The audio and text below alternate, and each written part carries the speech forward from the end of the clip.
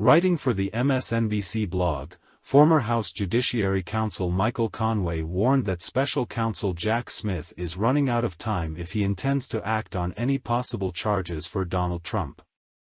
He cited a recent report from the New York Times describing Smith as following the money of the Trump campaign after he and his allies developed a campaign alleging 2020 fraud that cost him the final tally.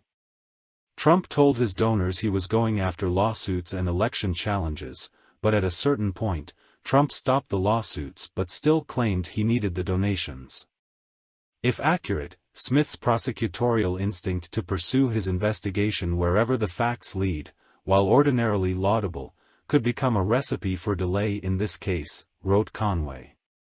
But if Smith doesn't do something in time, it could mean voters head to the polls without knowing the outcome of the suit.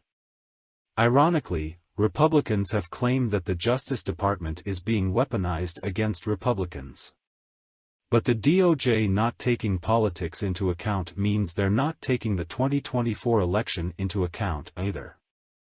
There are several sweeps Trump is facing around the country, but Conway argued Smith should be of primary importance, because those probes can comprehensively redress the illegal efforts to undermine our democracy on January 6 and the national security risk of retaining classified documents at Mar-a-Lago.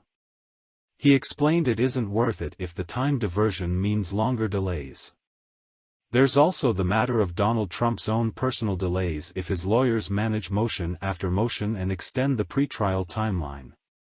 He then cited federal statistics showing the median time it takes for a criminal felony to move from indictment to disposition in the U.S. District Court in Washington, D.C., is nearly 18 months. That's not even a case as complicated as Trump's could be.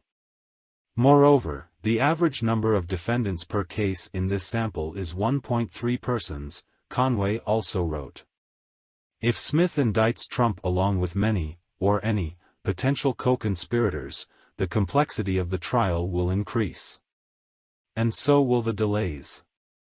That could mean Trump's trial wouldn't even start until as late as November 2024.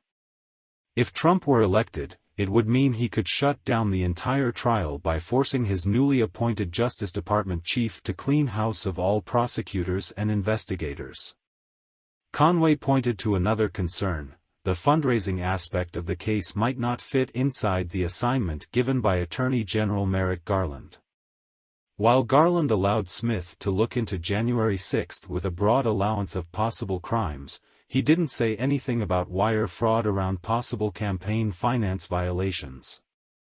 It might not matter if Trump was the leading candidate for the GOP with no other chance of someone overtaking him.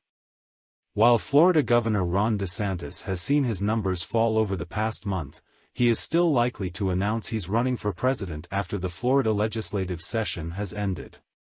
For the sake of the country, Smith needs to wrap up his investigation and make his recommendation to the Attorney General as soon as possible, Conway closed.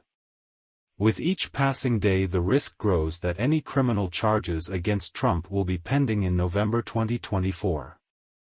If that happens, American voters will serve as Trump's jury.